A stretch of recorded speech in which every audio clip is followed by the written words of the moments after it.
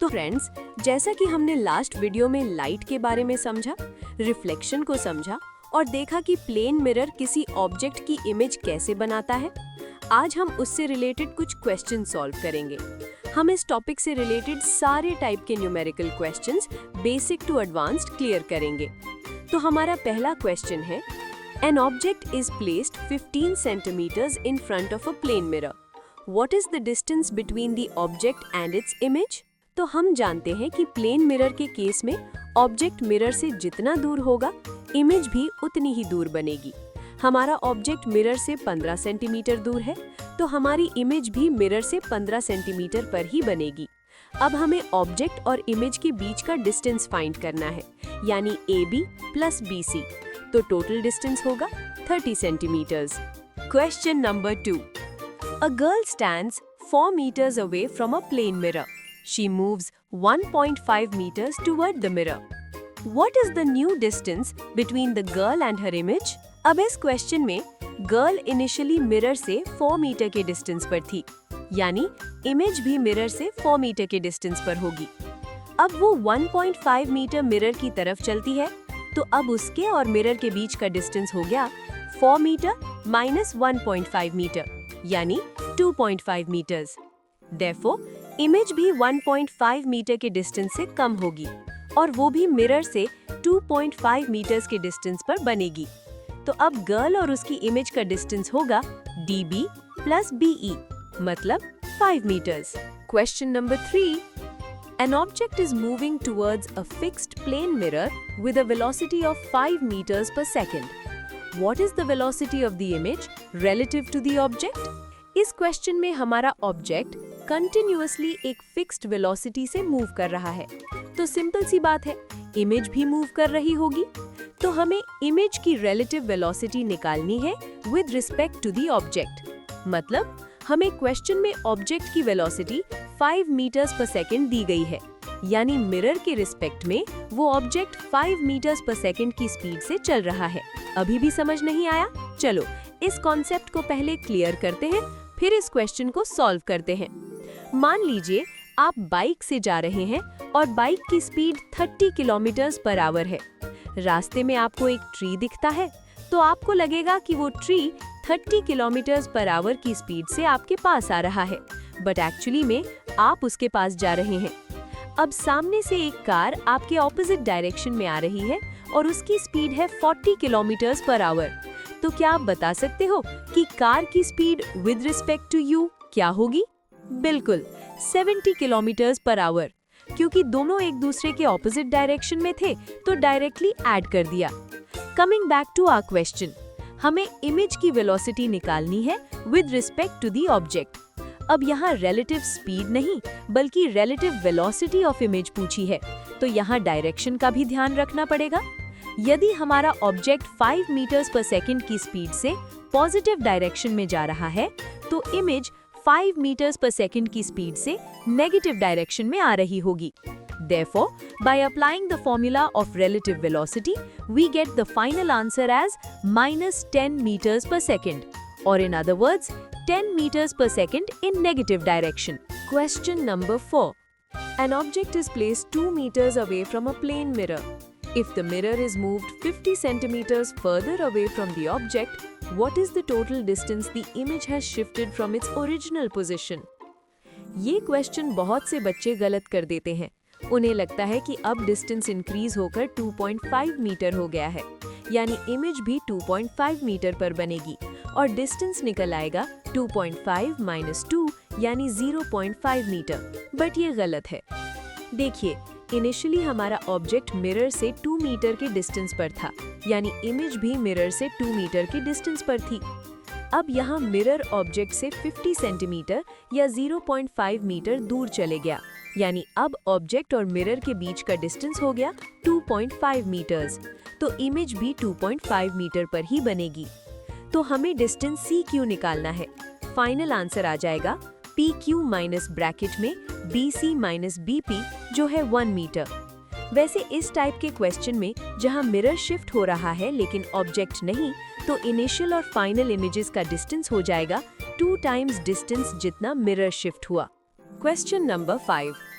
A ray of light strikes a plane mirror such that the angle between the incident ray and the reflected ray is 80 degrees. Find the angle of incidence. Answer. Question में हमें given है incident ray और reflected ray के बीच का angle जो है 80 degrees, मतलब angle I plus angle R equals 80 degrees. हमें एंगल ऑफ इंसिडेंस फाइंड करना है, तो सेकेंड लॉ ऑफ रिफ्लेक्शन के हिसाब से एंगल ऑफ इंसिडेंस I बराबर होता है एंगल ऑफ रिफ्लेक्शन R के। Therefore, by replacing angle R with angle I, we get 2I equals 80 degrees. और यहाँ से हमारा angle of incidence निकल कर आता है 40 degrees. Question number 6. A ray of light is incident on a plane mirror at an angle of 35 degrees with the mirror surface, यानी glancing angle. Calculate the angle of reflection. Glancing angle होता है mirror और ray के बीच का angle जो कि given है 35 degrees. हमें एंगल ऑफ रिफ्लेक्शन निकालना है, तो जैसा कि हम जानते हैं नॉर्मल रे मिरर के परपेंडिकुलर डायरेक्शन में होती है, यानी angle of incidence I plus glancing angle equals 90 degrees. From here we get angle I as 55 degrees, और क्योंकि angle I equals to angle R होता है, therefore angle R equals 55 degrees. Question number 7. Find the angle of deviation, delta, for a ray of light incident on a plane mirror at an angle of incidence of 40 degrees. अब ये angle of deviation क्या है?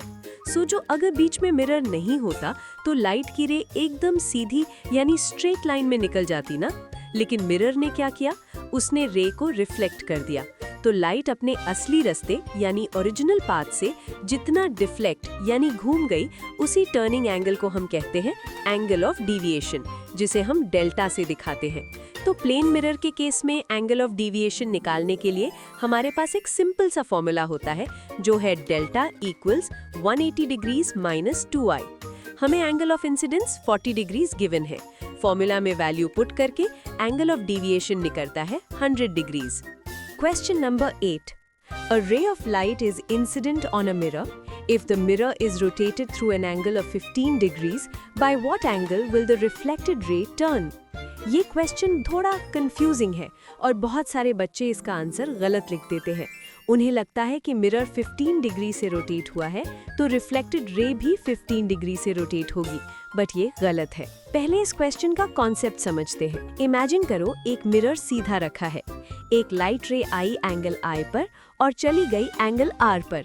हमें पता है angle I equals angle R, तो incident ray और reflected ray के बीच का टोटल एंगल कितना हुआ? Angle I plus angle R यानी कि 2i। सिंपल। अब मान लो हमने मिरर को थोड़ा सा टिल्ट कर दिया, मानो थीटा एंगल से घुमाया। जैसे ही मिरर घूमा उसका नॉर्मल भी तो घूमा ना। नॉर्मल हमेशा मिरर के परपेंडिकुलर होता है, तो अगर मिरर थीटा घूमा तो नॉर्मल भी थीटा एंगल से शिफ्ट हो गया। अब देखो ध्यान से, इंसिडेंट रे वही की वही है। नॉर्मल पहले से थीटा दूर चला गया तो नया एंगल ऑफ इंसिडेंस क्या बन गया? पहले I था, अब हो गया I प्लस थीटा। रिफ्लेक्शन का लॉ तो चेंज नहीं होगा। अगर नया इंसिडेंस I प्लस थीटा है तो नया रिफ्लेक्टेड एंगल भी कितना होगा? I प्लस थीटा ही होगा। अब पुरानी रिफ्लेक्टेड रे और नई रिफ्लेक्टेड रे के बीच का फर्क निकालते हैं। पहले इंसिडेंट और रिफ्लेक्टेड रे के बीच का एंगल था 2i। अब मिरर घूमने के बाद इंसिडेंट और रिफ्लेक्टेड रे के बीच का एंगल है 2 ब्रैकेट में I प्लस थीटा, यानी 2i प्लस 2 थीटा। दोनों का डिफरेंस निकाल लो। 2i plus 2 theta minus 2i equals 2 theta. इसका मतलब है कि अगर आप मिरर को थीटा एंगल से रोटेट करते हो तो रिफ्लेक्टेड रे 2 थीटा से रोटेट करेगी। तो हमारे क्वेश्चन में मिरर 15 डिग्री से रोटेट हुआ तो रिफ्लेक्टेड रे 2 टाइम्स 15 डिग्री यानी 30 डिग्री से रोटेट होगी। Question number 9. 2 plane mirrors are placed parallel to each other, facing each other. How many images will be formed of an object placed between them? अब हमारे questions में multiple mirrors present होंगे, यानी multiple reflections. Question में हमें given है 2 plane mirrors placed parallel to each other. इसका मतलब है उन दोनों के बीच का एंगल 0 डिग्री है। तो इस टाइप के क्वेश्चन में जहां मिरर्स किसी एंगल पर प्लेस्ड है और नंबर ऑफ इमेजेस फॉर्म्ड पूछा है, वहां एक फॉर्मूला यूज होता है। Number of images n equals 360 divided by theta minus 1। इस क्वेश्चन में थीटा की वैल्यू 0 डिग्री है, मतलब नंबर ऑफ इमेजेस इनफाइनाइट बनेंगी। और ये आपने देखा भी होगा कि जब आप सैलून में जाते हैं तो आपकी बहुत सारी इमेजेस एक के अंदर एक दिखती है। Question number 10. Calculate the number of images formed when an object is placed between two plane mirrors inclined at an angle of 90 degrees and 50 degrees. यहाँ पर भी नंबर ऑफ इमेजेस फाइंड करनी है। तो सबसे पहले जब थीटा 90 डिग्री है तो नंबर ऑफ इमेजेस के फॉर्मूले में थीटा इक्वल्स 90 पुट करके टोटल नंबर ऑफ इमेजेस मिलेंगी 3। और जब थीटा 50 डिग्रीज होगा तो आंसर आएगा 7.2। बट नंबर ऑफ इमेजेस तो होल नंबर के टर्म्स में होती है, तो यहाँ हम सिर्फ डेसिमल के पहले वाला इंटीजर लेते हैं जो है 7। Question number 11. An analog clock shows the time 9:20. What is the mirror time observed in a plane mirror? अब इस टाइप के क्वेश्चंस में सिर्फ ऑब्जर्वेशन इंपॉर्टेंट है। हमें पता है कि प्लेन मिरर में लैटरल इन्वर्जन होता है, यानी जब आप मिरर के सामने अपना लेफ्ट हैंड उठाते हो तो आपकी इमेज के लिए वो राइट हैंड होता है, और सिमिलरली जब आप राइट हैंड उठाते हो तो इमेज के लिए वो लेफ्ट हैंड होता है। मतलब लेफ्ट और राइट स्वैप हो जाते हैं।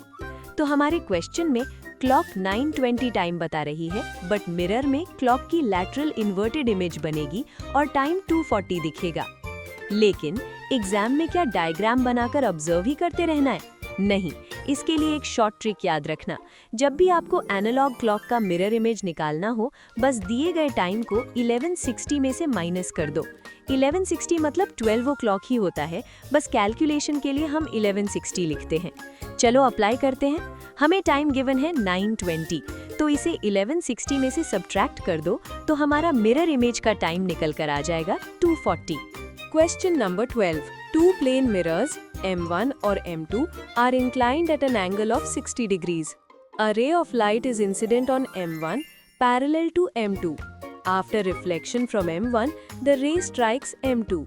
Calculate the angle of reflection at the second mirror. अब ये क्वेश्चन थोड़ा सा एडवांस्ड है बट बहुत ही इंटरेस्टिंग है।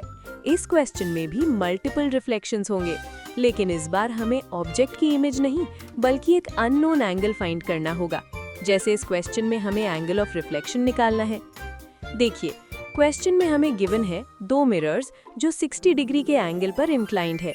एक incident ray A B mirror M1 पर इंसिडेंट होती है सच दैट वो मिरर M2 के पैरेलल हो। आफ्टर रिफ्लेक्शन वो रे मिरर M2 पर इंसिडेंट होती है और फिर M2 से भी रिफ्लेक्ट कर जाती है। तो हमें एंगल ऑफ रिफ्लेक्शन पता करना है एट मिरर M2। चलिए इस एंगल की वैल्यू निकालते हैं। देखिए, हमें मिरर M1 और M2 के बीच का एंगल गिवन है 60 डिग्री और रे पैरेलल है M2 के, तो ये एंगल भी 60 डिग्री हो जाएगा due to the property of corresponding angles. अब नॉर्मल मिरर के परपेंडिकुलर होती है, यानी ये 60 degree plus angle ABP equals 90 degrees. तो यहाँ से एंगल ABP आता है 30 डिग्रीज। मतलब हमारा first angle of incidence I1 30 degree है। तो सेकेंड लॉ ऑफ रिफ्लेक्शन से एंगल ऑफ रिफ्लेक्शन R1 भी 30 डिग्री होगा, तो एंगल ABC 60 डिग्रीज हो जाएगा। अब ये रे मिरर M2 पर इंसिडेंट हुई। यहाँ आप एक चीज नोटिस करोगे कि एंगल ABC और एंगल BCO सेम है due to property of alternate interior angles. Therefore, angle BCO equal 60 degrees. Similarly यहाँ पर भी M1 जैसे angle BCO plus angle BCQ equals 90 degrees. तो यहाँ से एंगल BCQ 30 डिग्री निकल जाता है, यानी angle of incidence I2 30 degree है। तो सेकेंड लॉ से एंगल ऑफ रिफ्लेक्शन R2 भी 30 डिग्री होगा। Therefore, angle of reflection at mirror M2 is 30 degrees.